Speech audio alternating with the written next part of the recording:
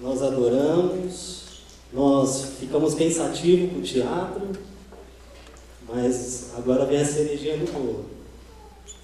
Eu queria que o Senhor tenha algo para falar conosco nessa noite. Então, se você trouxe a sua Bíblia, abra em 1 Coríntios, capítulo 1, a partir do verso 10.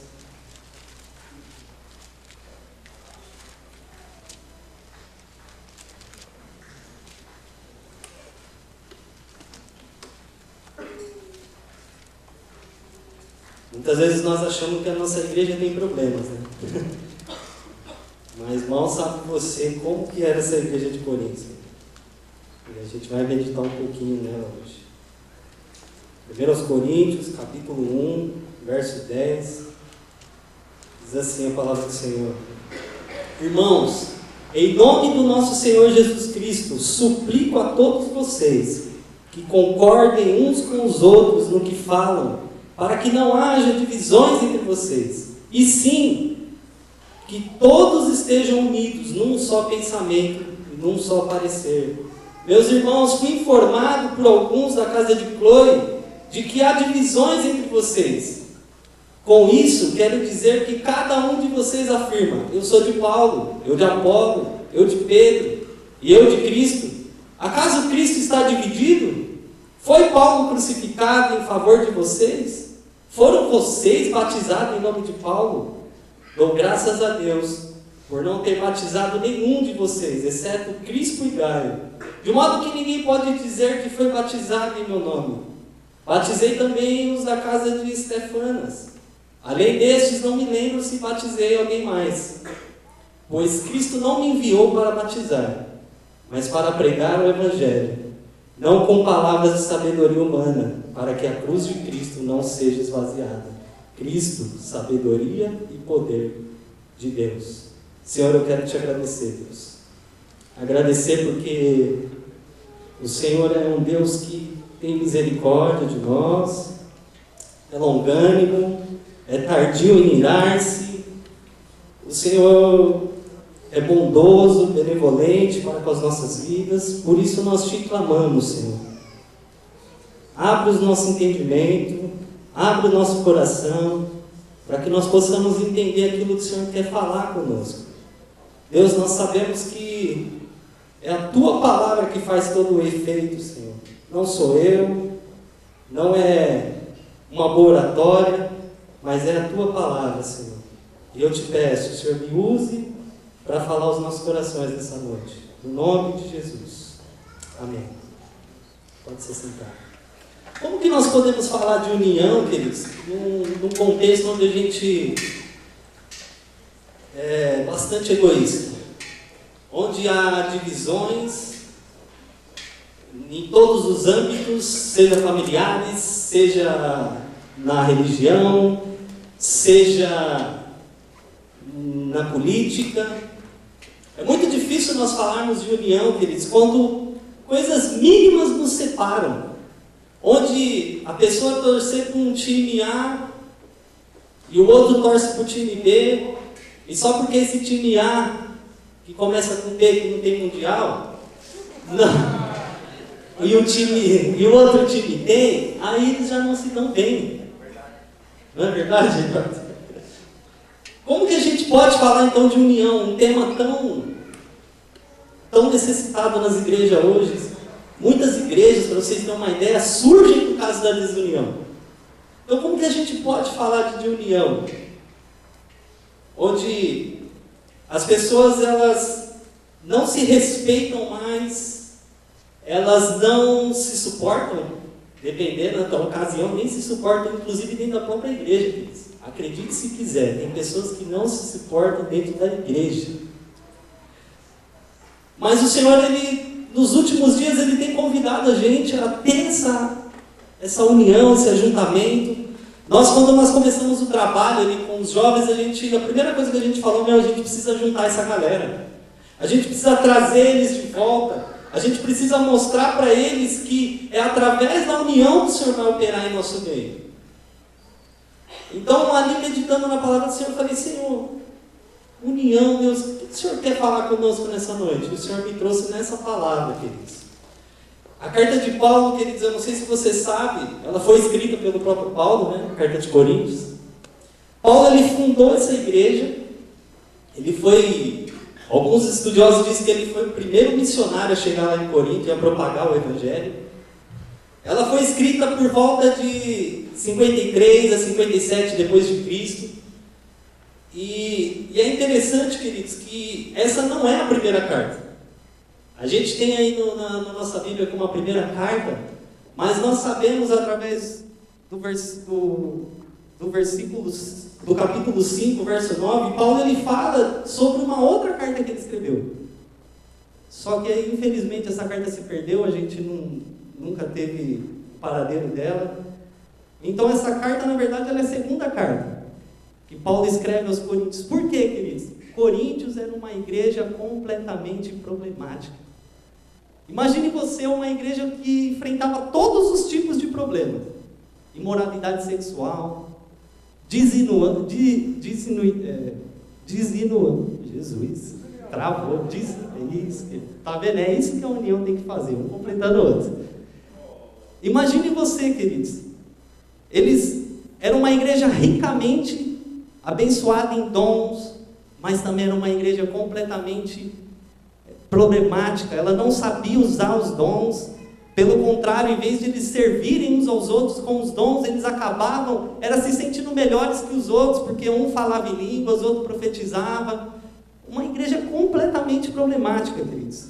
Mas que o Senhor, através da vida de Paulo ali, com muito empenho, muita oração e exortação, ele escreve essas cartas exatamente para mostrar para eles que eles estavam indo por um caminho errado, queridos.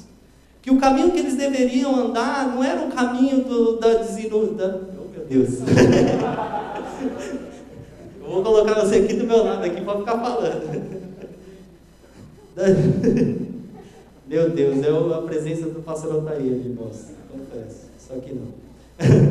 Então, queridos, você imagina.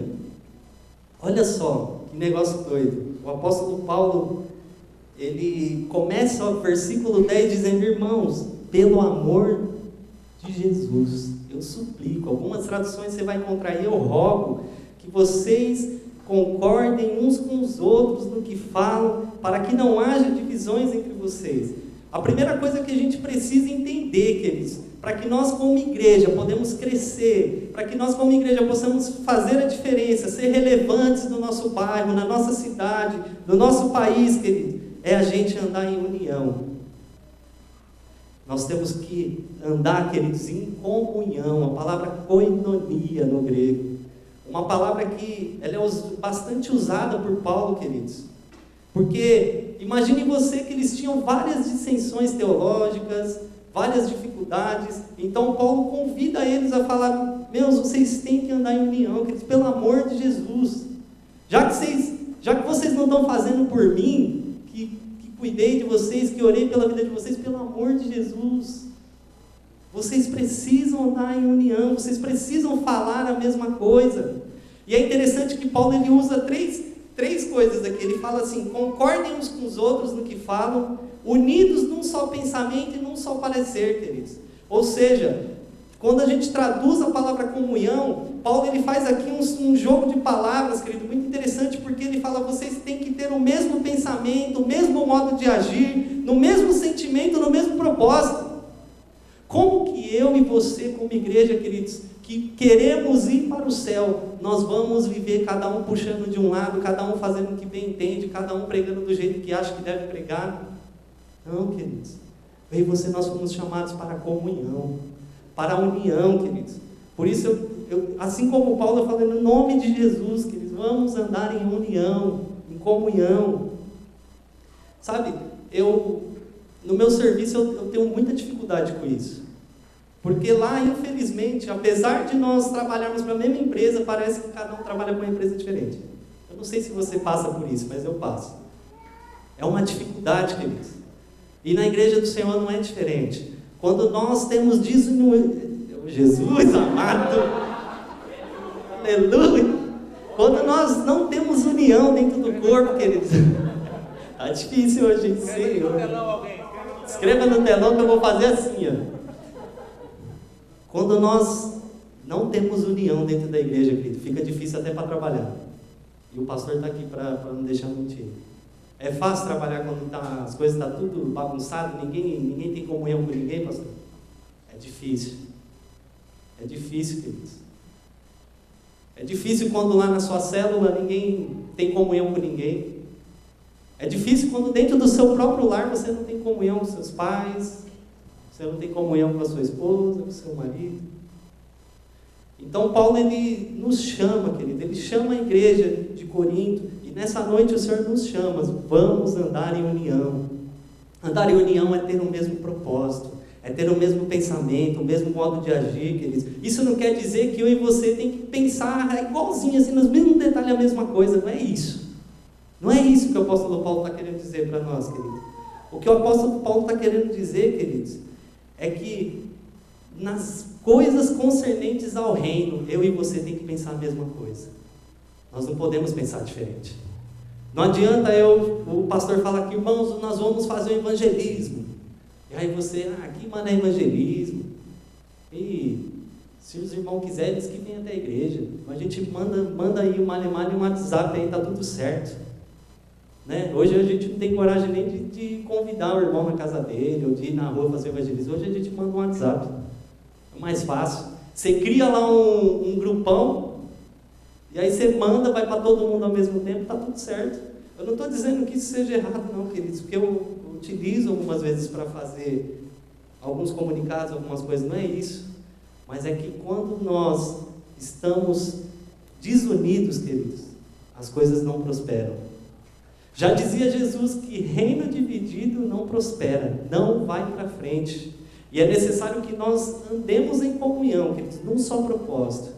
Pastor, se a visão da igreja é célula, eu estou aqui, pastor. O que eu preciso fazer para ser um líder? O que eu preciso fazer, Eduardo, para fazer parte desse teatro? Tem que falar com o Iago, né? Só falar com o Iago, né? Então é isso, queridos. A união que temos uns com os outros é o reflexo da união que temos com Cristo. Nós só de fato podemos ser unidos um com o outro, porque nós já somos unidos com Cristo, queridos. É através da cruz que nós somos unidos. Porque outrora nós estávamos desligados. Quando nós vamos lá para Romanos 3, 23, diz que todos pecaram e destituídos foram da glória de Deus.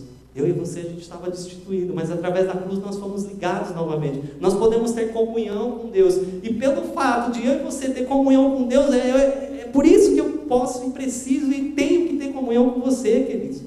Porque o Senhor me capacita para isso. O Senhor te capacita para isso, para que eu e você possamos andar em comunhão. Mas não é só isso, queridos. A comunhão, ela não só nos faz chegar a um propósito comum, a um objetivo, mas ela mostra, quando a igreja está unida, ela glorifica Jesus, queridos. É inevitável. O próprio Jesus diz lá em João 17, 23, que eles sejam levados à plena unidade, à comunhão, para que o mundo saibais que tu me enviaste, queridos. Sabe o que é o mais interessante?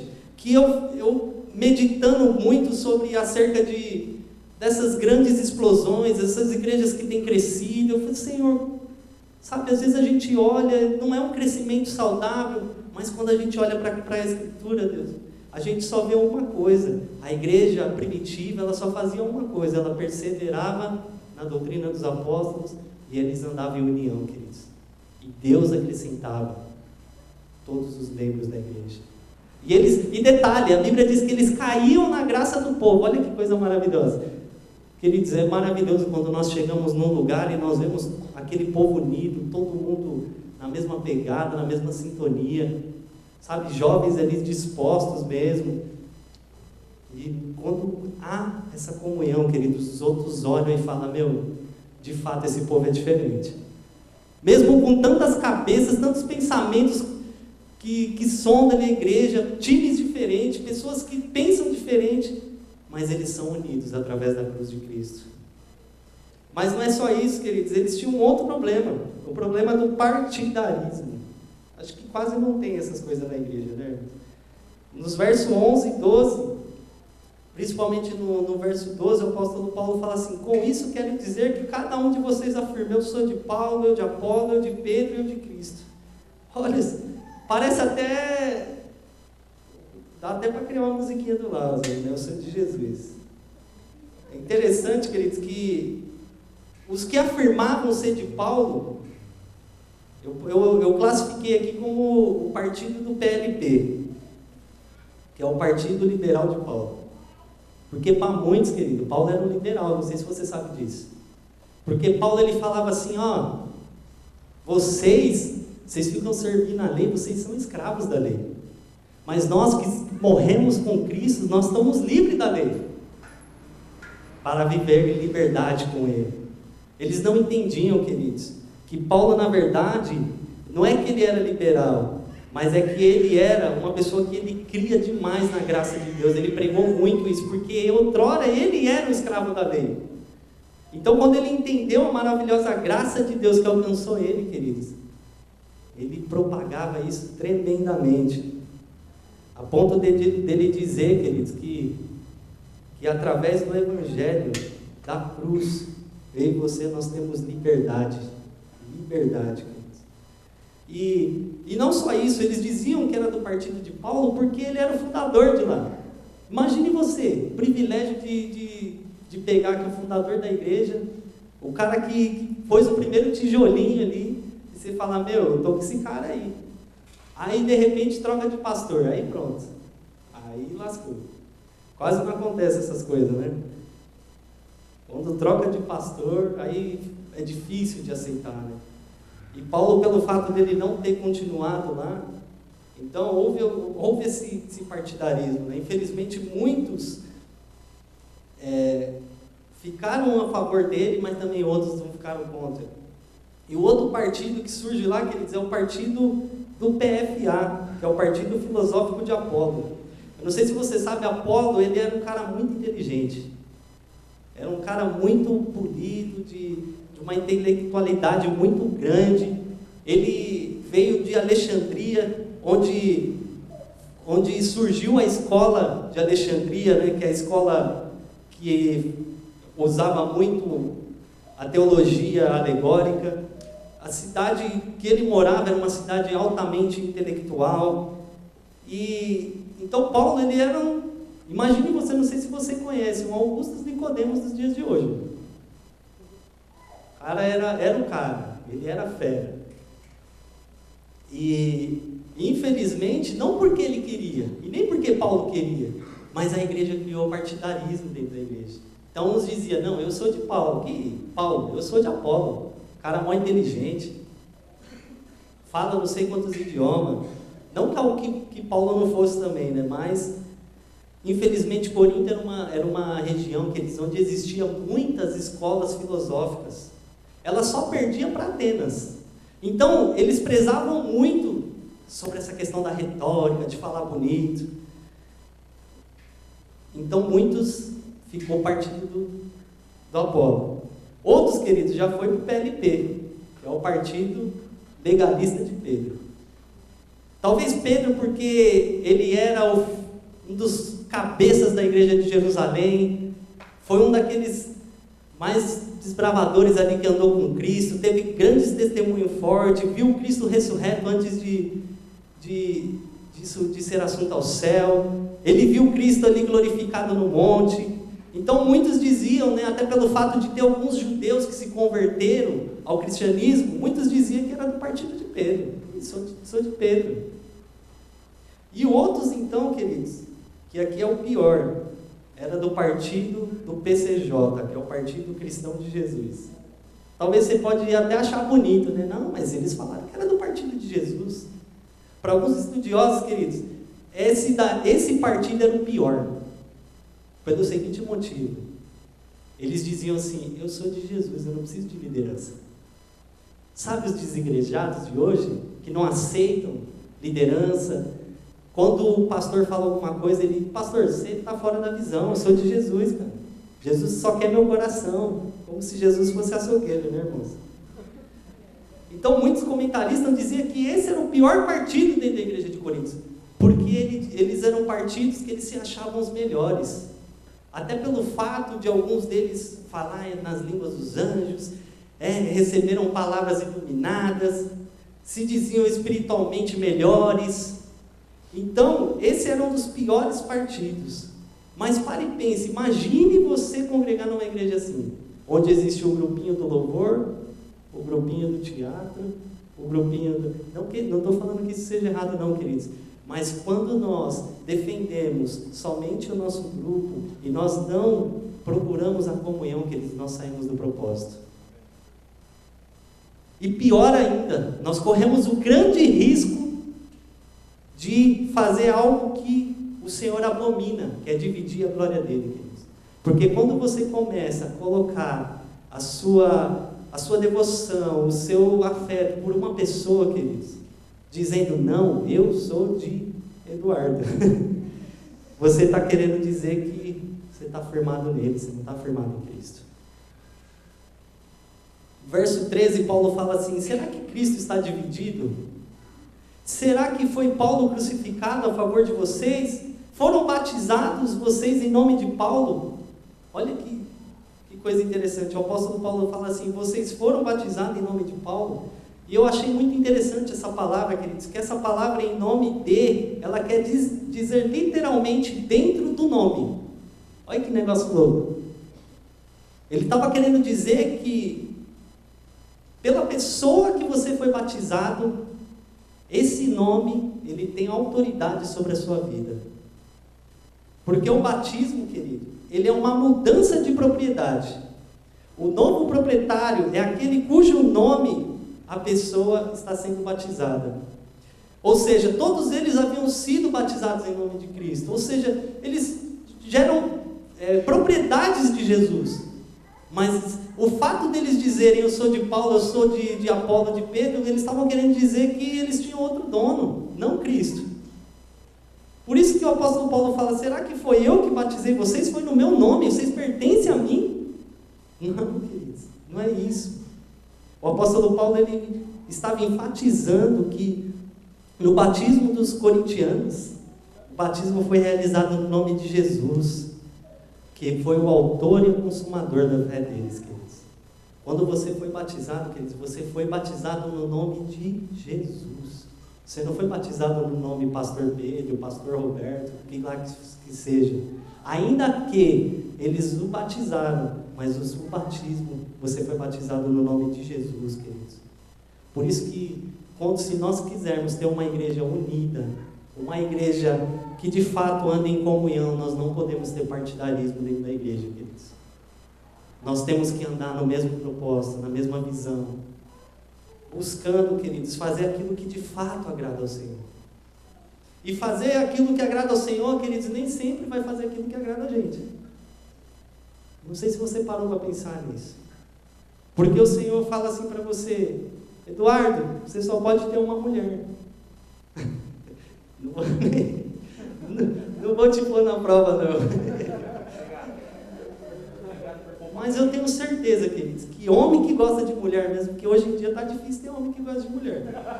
Mas homem que gosta de mulher mesmo, é difícil para ele.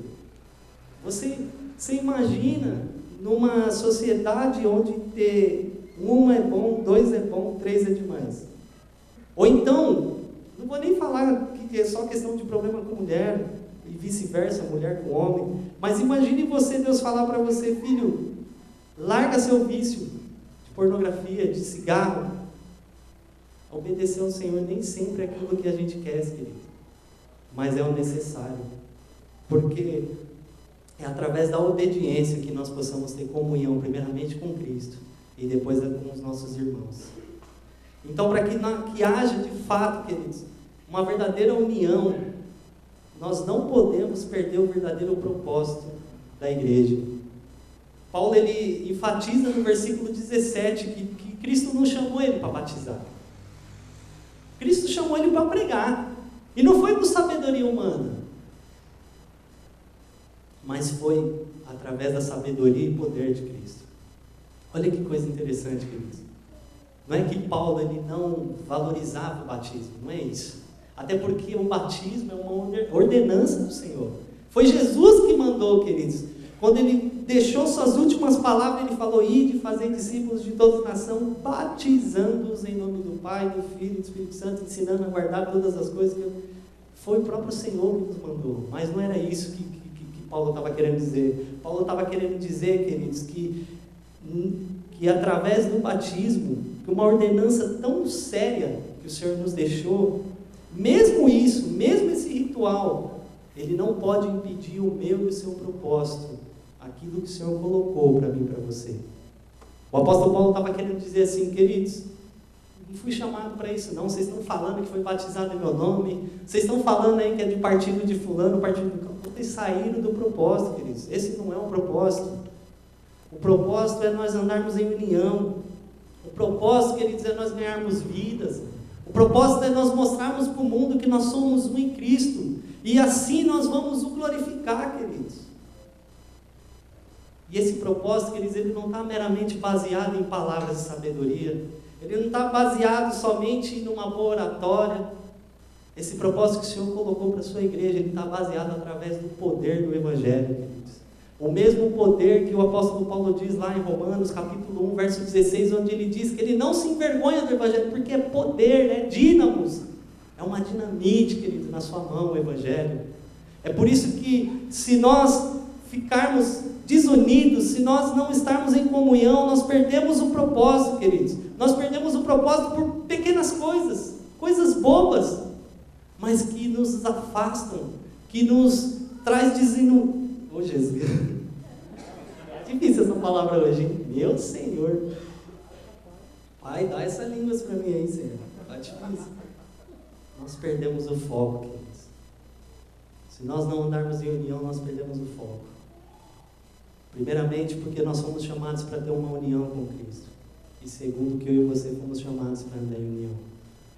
Quando nós de fato andarmos em união, quando nós de fato formos a igreja de Cristo, queridos, as pessoas lá fora vão olhar e vão falar assim: meu, eu quero estar nesse lugar.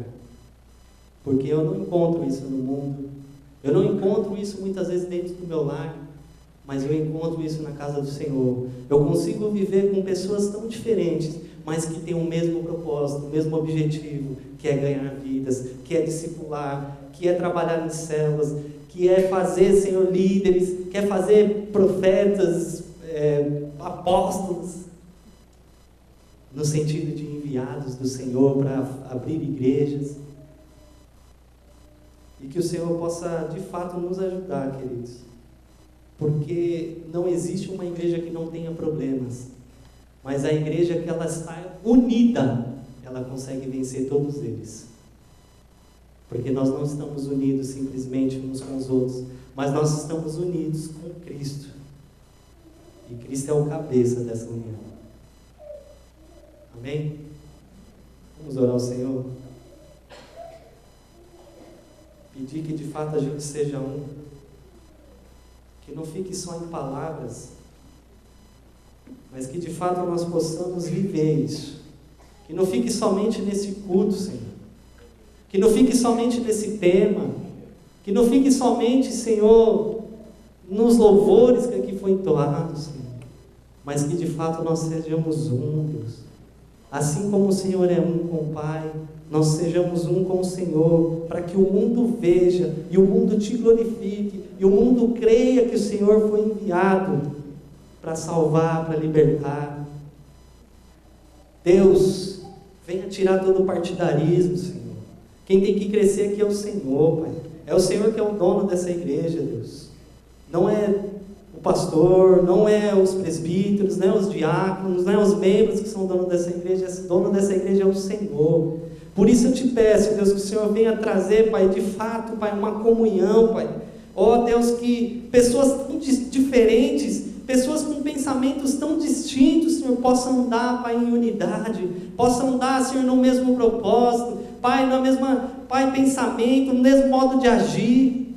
Nós queremos somente glorificar o Teu nome, Jesus.